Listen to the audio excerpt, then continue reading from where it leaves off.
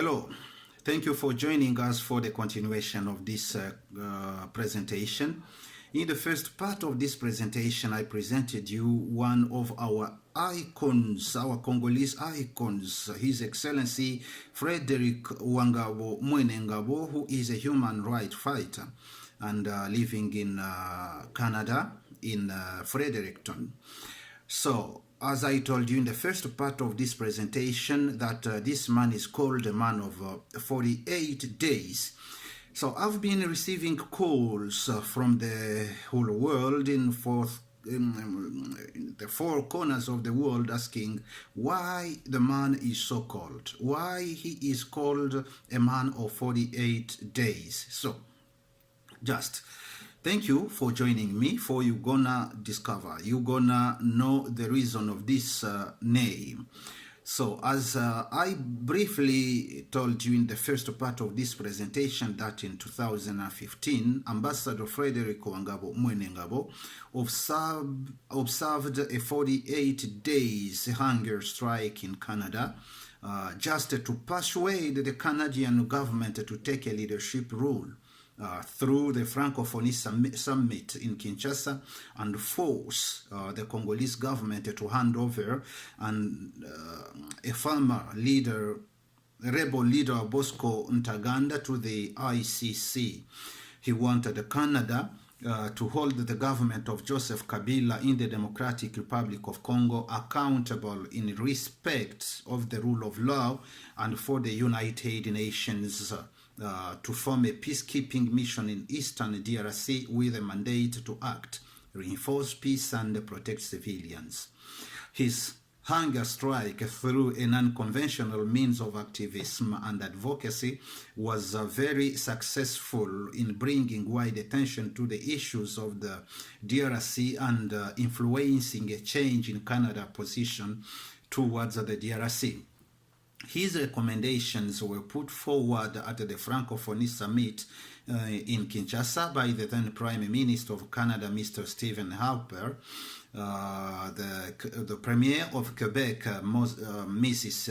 Pauline Marois, and the Premier of New Brunswick, Mr. David Alward, as well as the President of France, François Hollande at the moment. A high-level delegation of Canadian ministers and officials also traveled to Congo to meet with Congolese officials in Kinshasa, including the President, the Prime Minister, the Minister of Foreign Affairs, and both the speakers of Parliament and Senate to discuss human rights and rule of law. So, as a result, General Bosco Ntaganda, at the time still a prominent general in the Kabila government, was handed over to the ICC, and a resolution was passed by 55 nations of the Francophonie on the creation of a UN-strong peacekeeping mission, which was also submitted and passed by the United Nations Security Council. The implementation of this resolution led to the end of the M23 rebel movement and led as well to creation of the United Nations African Union coordinated high-level meeting of the regional oversight mechanism of the peace, security and cooperation framework for the Democratic Republic of Congo and the whole region. So, in addition, foreign governments, including Canada, committed and continues to commit more financial support for victims of sexual violence in the Democratic Republic of Congo.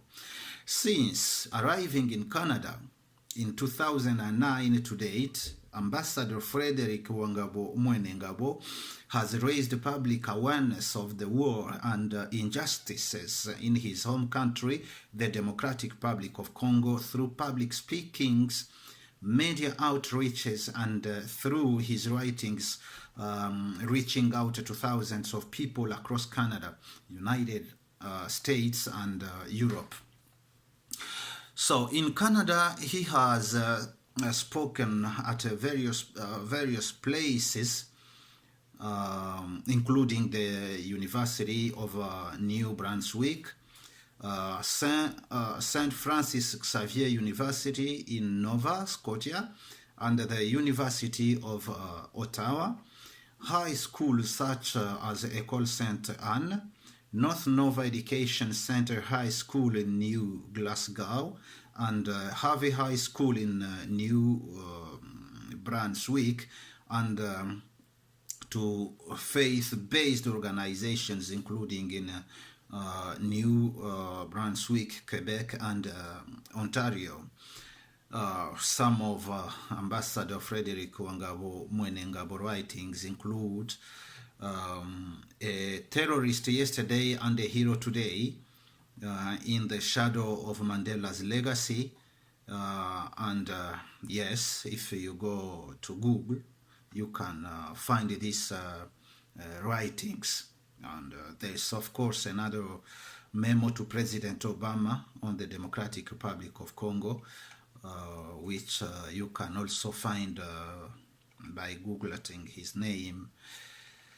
So, since 2012 to today, Ambassador Fredrick Wangabo MweneNgabo coordinates the I Am Me Youth Project launched by ECAAIR in partnership with the First Nations communities and with an objective to promote and support the mental well-being and the productivity of a risky youth aged between 10 and 24 years, particularly those in the First Nations and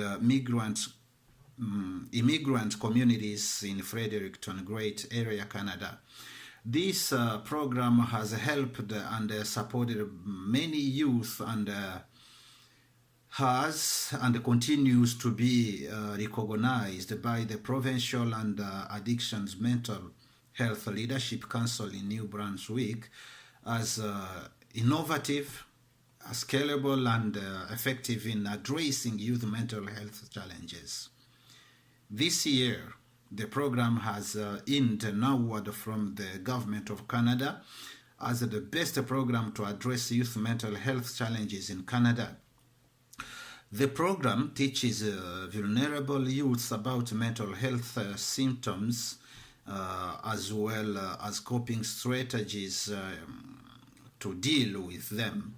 It works towards the eradication of the stigma of mental illness through improved education and helps remove barriers in the way of vulnerable young people accessing mental health service.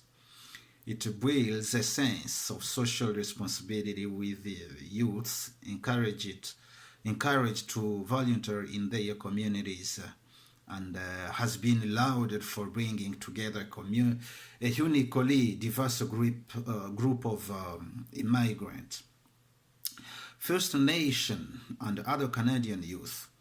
It has received support from the Mental Health and Addiction Service, and as well as the St. Mary's First Nations community, and build a strong partnership with several other community-based organizations. Since coming to Canada up to today, Ambassador Fredrick Wangabo MweneNgabo has volunteered hundreds of hours each year in many organizations serving the community, including the Fredericton Police Force, Cultural Diversity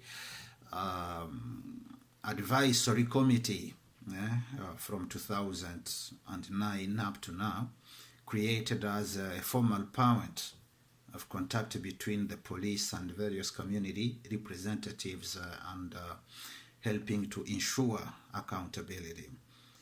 It's chaired by the Chief of Police and is made up for police officers, government and non-government partners, and community members. So secondly, it's in the local immigration partnership initiative of Fredericton called LIP. So the local immigration partnership representing a new form of multi-level governance involving municipal, provincial, and federal partners. The long-term vision for all IPs is to support the development of a multi-sectoral partnership at the local community level. First, to integrate newcomer needs into the community planning process. Second is to identify community-specific strategic priorities. And third, to implement a settlement strategy and action plans to improve newcomer outcomes. He is also on the National Committee of the People of African Descent for the United Nations Decade for People of African Descent, with this plan of 2015 to 2024. The National Committee of the People of African Descent is a committee composed of 2 delegates per province and territory in Canada representing people of African descent nationally, with the goal of advancing their rights provincially, nationally, and at the United Nations levels as a mean to achieve the goal of the United Nations Decade for People of African Descent. So the United Nations General Assembly proclaimed the theme of the International Decade, People of African Descent, Recognition, Justice and Development for 2015 to 2024. In proclaiming this decade, the international community is recognizing that people of African descent represent a distinct group whose human rights must be promoted and protected. Around 200 million people identifying themselves as being of African descent live in the Americas. Many millions more live in other parts of the world outside of the African continent, as quoted by the UN. So, previously, Ambassador Fredrick Wangabo MweneNgabo has also been on the board of the executive of the Canadian Council for Refugees, CCR, since 2009 to 2012, in various capacities, including that of the executive liaison for the working group of overseas protection and sponsorship. At the CCR, in addition to advocating for the rights of refugees and promoting the well-being of immigrants in Canada and around the globe, Ambassador Fredrick Wangabo MweneNgabo traveled around the world documenting refugee stories and advocating for durable solutions to their plight.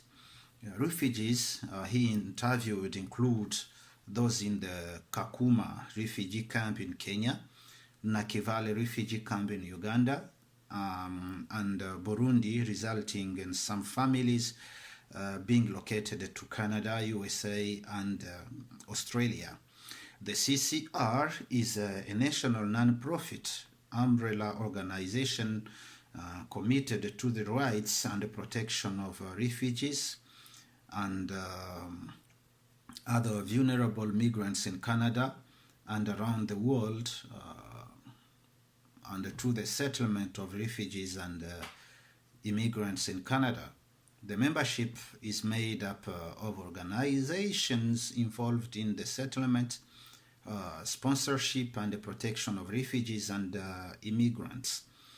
The council serves the networking, information exchange, and advocacy needs of its membership. He has also served on the executive board of the New Brunswick African Association from 2010 to 2014 as a vice president, during which he tirelessly worked to strengthen the organization as a strong, united, vibrant, inclusive association that is representative of the whole African community. He helped bridge previously existing divides and repositioned the organization as a more forward-thinking organization that was open to collaboration with other institutions, while also mobilizing active participation of the membership. This, in turn, has improved the support and sense of belonging of African immigrants and refugees, and improved their integration into the community. Between 2009 and 2012, Ambassador Fredrick Wangabo MweneNgabo has voluntarily worked as at CJPN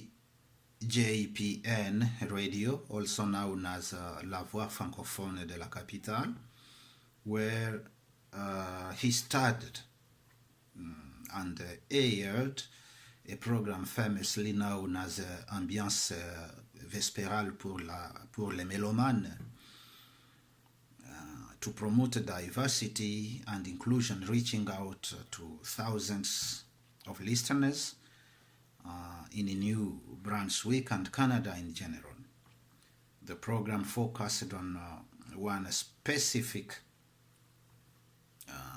country each week, playing their music, talking about their culture and foods, with an invited guest highlighting also their contribution, so that their population living in Brunswick and Canada